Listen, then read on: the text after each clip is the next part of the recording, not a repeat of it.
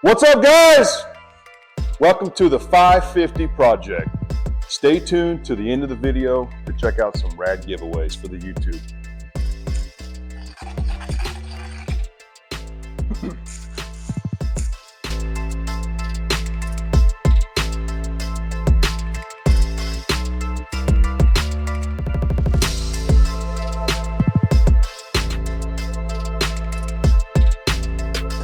You guys might have seen this young man here walking around the shop, and a lot of people think, from what I hear too, it's just like, oh, he's the exhaust guy. Well, behind the scenes, he's not the exhaust guy. This dude helps me with motors, he helps me with the builds, he helps me with so much.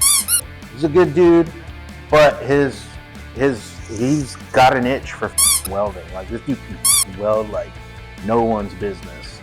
He makes these pipes for the shop. It's his brand. It's his ideas. It's everything comes out of his head. But he doesn't just do pipes. So let's like kill that bullshit people are saying. He does help me around the shop quite a bit. Don't direct all your questions to me. Like, bother him on the internet too. Don't just bother me with all these questions trying to pick my brain. Pick his brain. This guy knows shovel heads. He knows twin cams. He knows a lot of shit. He's not just a welder. He's not just a pipe builder. He just happens to have a little expertise in those things. But with that being said, I kind of wanted to introduce him more and kind of like interview him and kind of let you guys get to know him a little better. He is Rob of Houston Performance. I forgot that one. Houston Performance Baggers. So I guess I just wanted to ask him a few questions. So my question is, how'd you start in welding? Oh man, I don't even know where to start with that one. All right, I went with yeah. Go ahead. No, in high school, man, I took some classes in high school where we're stick welding and got into MIG welding, and I always sucked at it. I was never good. I burned myself, shocked myself. I guess there is now, but there's no books or YouTube to learn this shit. Right, yeah. And then teamed up with some guys and collaborated and wanted to try to tackle TIG welding. And have a really good friend of mine, thank you, Rick Vines, put an Eastwood in the garage and just hammered down. Dude, I burned probably $7,000 of argon. No kidding. So is Eastwood your preferred machine? It works well. If you're on a budget and you want to try to get into welding or fabrication or anything of that nature, it's a great machine. It's affordable. They make awesome freaking products. That machine still runs to this day. No issues. So I just burned through thousands, literally, of argon at night in my underwear in the garage with AC going, literally, and probably the same amount on stainless material. It's like shooting basketball hoops, man. The more you do it, the better you get. And I didn't have anyone in the hood next to me, behind me, going, push the pedal here, dip here. Even Matt Hamilton's like, dude, I can't help you. You just got to figure it out. Right. And just go back to the drawing board and don't quit, So you just keep getting better and better and better and push your boundaries and don't give up. That's all I can say. All right. So I guess my next question is, me and him talk. Obviously we're in the shop every day, so we're always talking, and it's so crazy how much me and him have in common. it's fucking crazy. So I used to be a car guy. I used to do like chop tops, shaving door handles, old school hot rod, rat rod type deal. And it turns out he did the same thing. So I kind of told him what got me into motorcycles. So I never really asked him. So I guess my next question to you is, what got you into the motorcycle scene, and not really out of the car scene, but what made you convert from cars to bikes? I was always in bikes before the cars. My dad had a Harley. I'd wake up every Saturday or Sunday with 50 bikes in the front yard. You know, my dad was always riding his Harley, and that's what I always saw and I loved.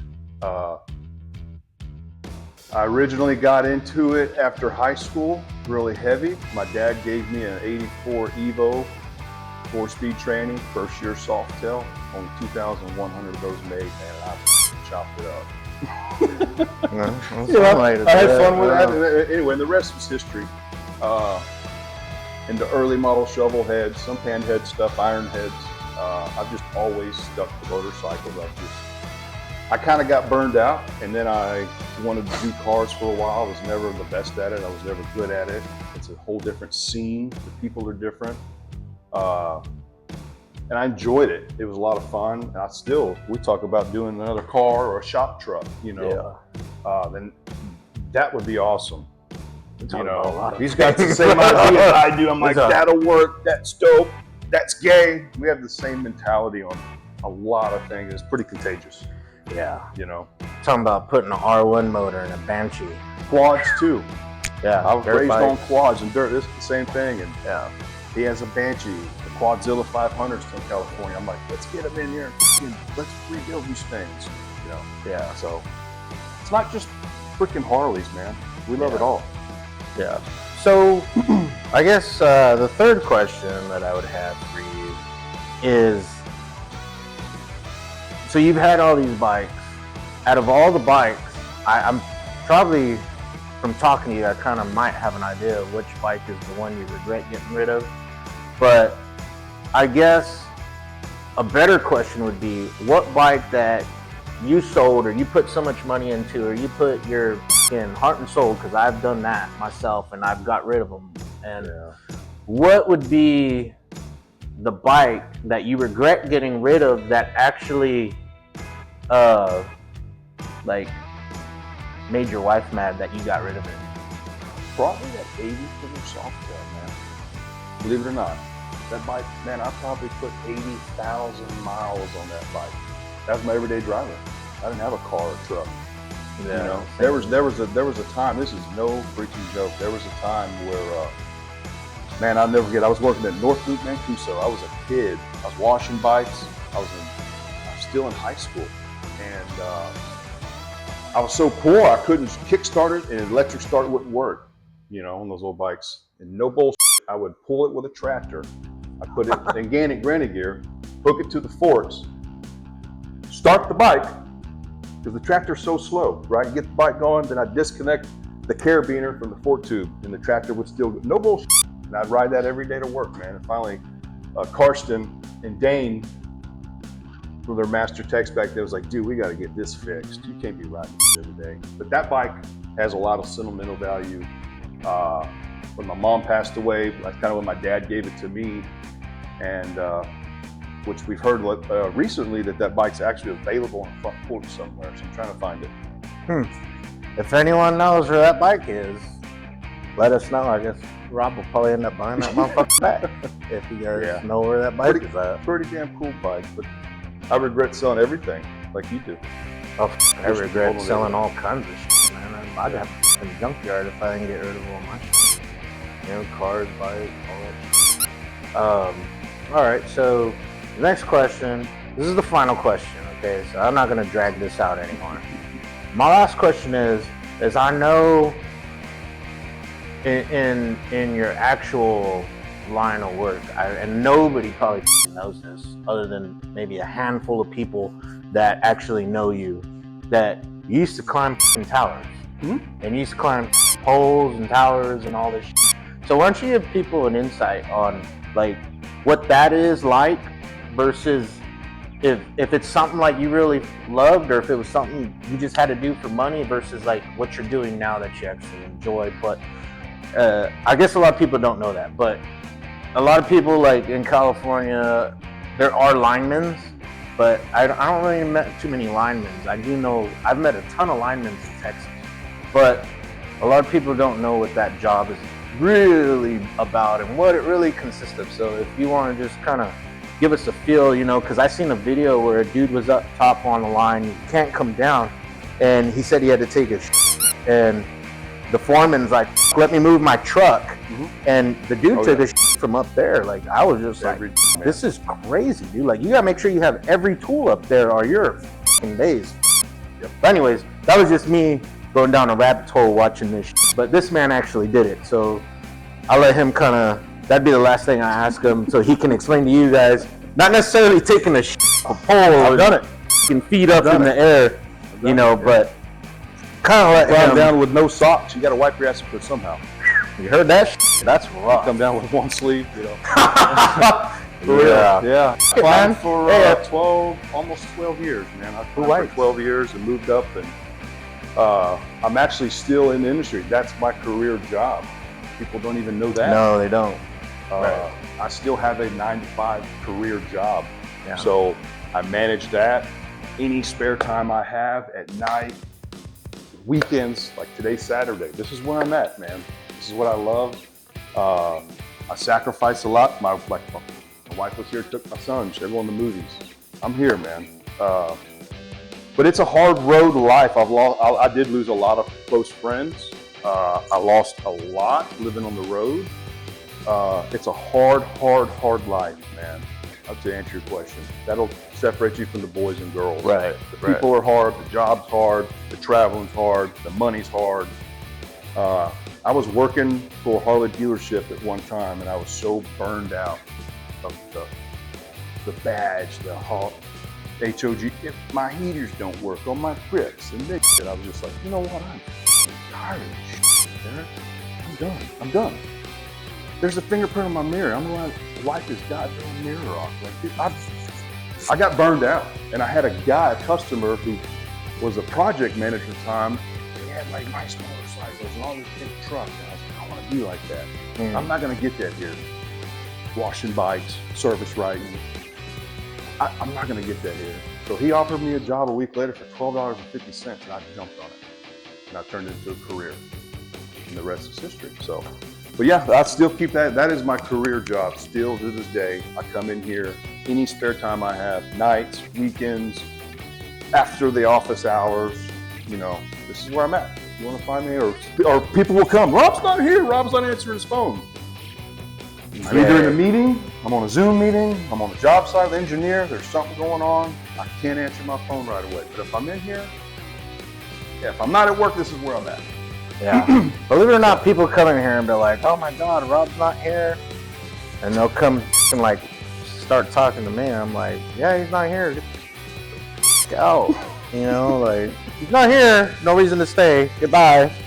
Anyways, well, now you guys kind of know a little something about Rob. Kind of just want people to get to know him a little better, you know, because a lot of people think like, oh, he's just a fucking does pipes. He's a baggers. He's You a just do welder. baggers. Yeah.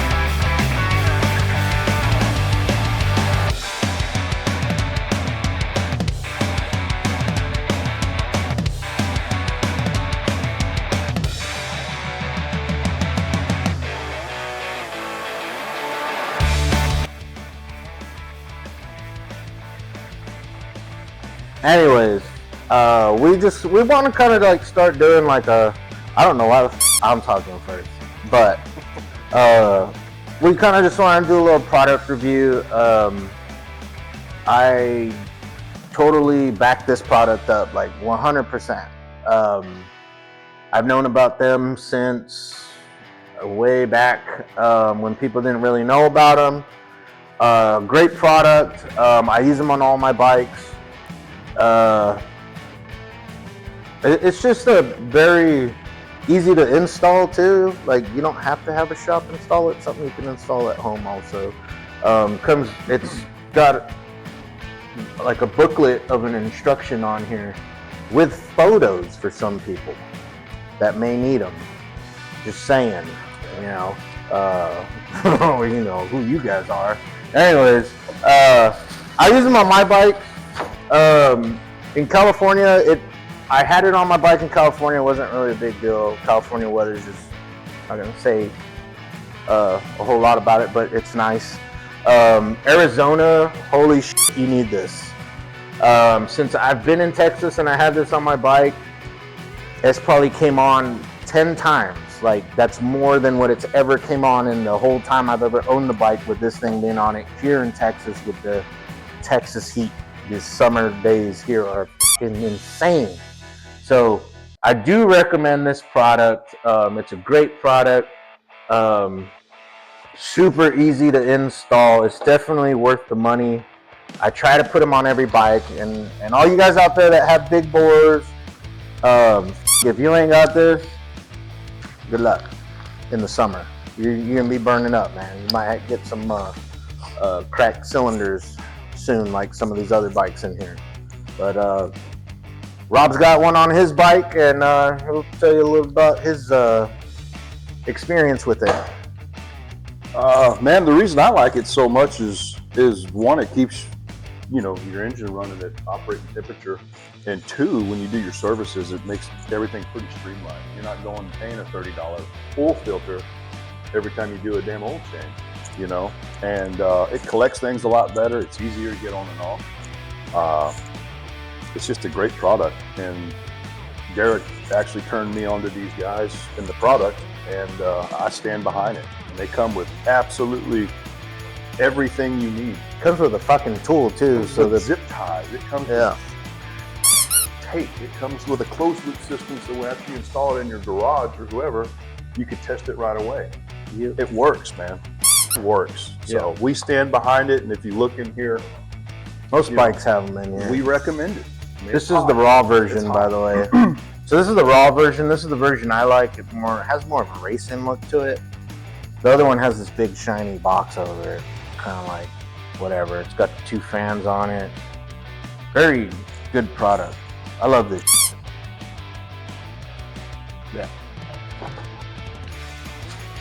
Stay tuned for the next product review. I know it wasn't that educational, but we're just telling you guys stuff we would use on our bike that we wouldn't recommend. We wouldn't recommend anything we don't run on our own bikes. This is stuff we all run on our personal bikes. So, and I try to put them on everyone else's bikes. Christmas is coming, so you wives or husbands who watch this is a great Christmas present to get on before the summer comes. Yeah. So guys, Noel with the Project 550, Derek, TCB Performance, Robert, Houston Performance Baggers, we came together for a cool swag box parts giveaway. So we've got a jacket right here. It's more of a windbreaker, kind of a light jacket. Houston Performance Bagger jacket.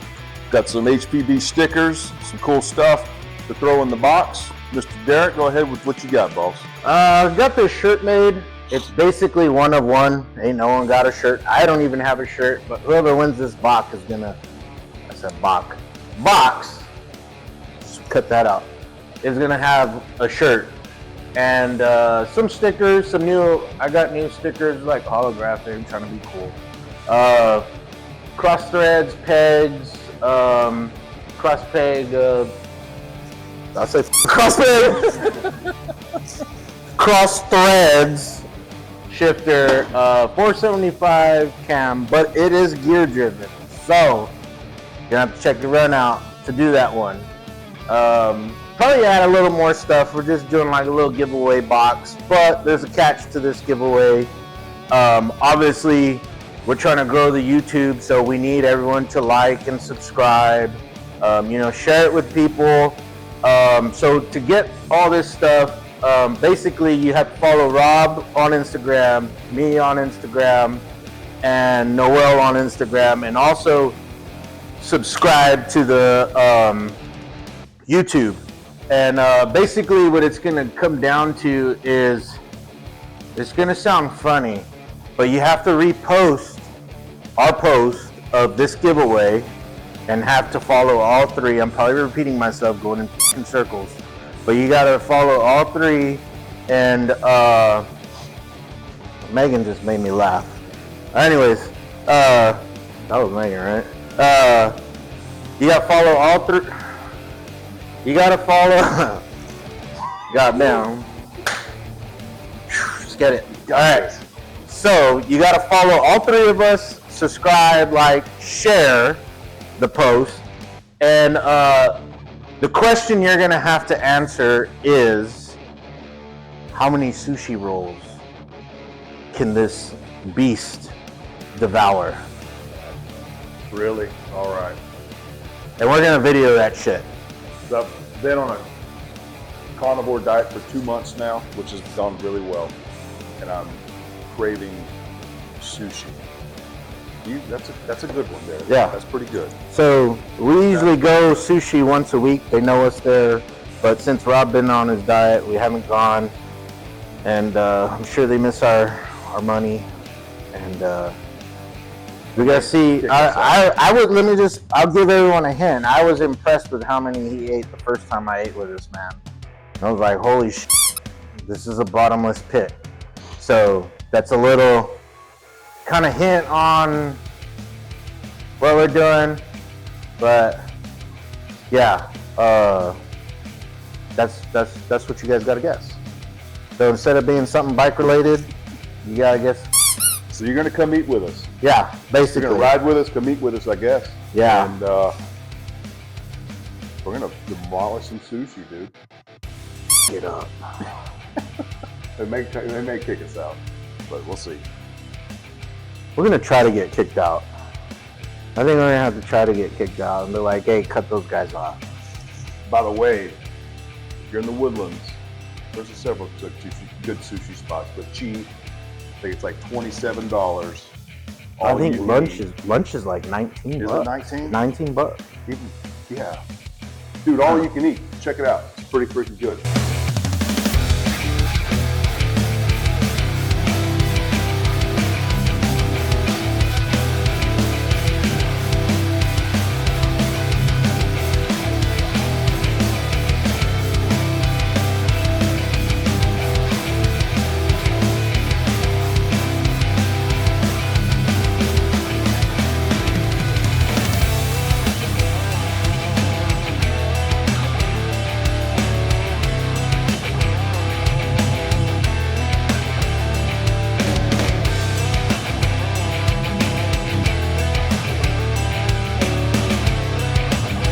You want to see some stupid shit? Here, look. Let's come over here. Look. I'm going to show you guys some retarded shit right now. So people that think that we just do baggers, this is a motor we're going to be building. If anyone knows what the this is, probably half the viewers probably ain't going to know. But if anyone that knows what this is old as shit. And we're going to build it, and I think it's going to be at Born Free next year, right? I think it's going to be at Born Free next year. But it's old as shit. If you know what you're looking at with those cases right there, it's divorced. So, pretty cool. Yeah, people aren't going to know that, probably that term either, but it's definitely going through a divorce. Anyways, I hope you guys enjoyed this segment of our show. Cool. Thanks, Derek. And Rob Houston Performance Baggers. Now you guys know him a little better. So Noel with the 50. Here we go. I mean,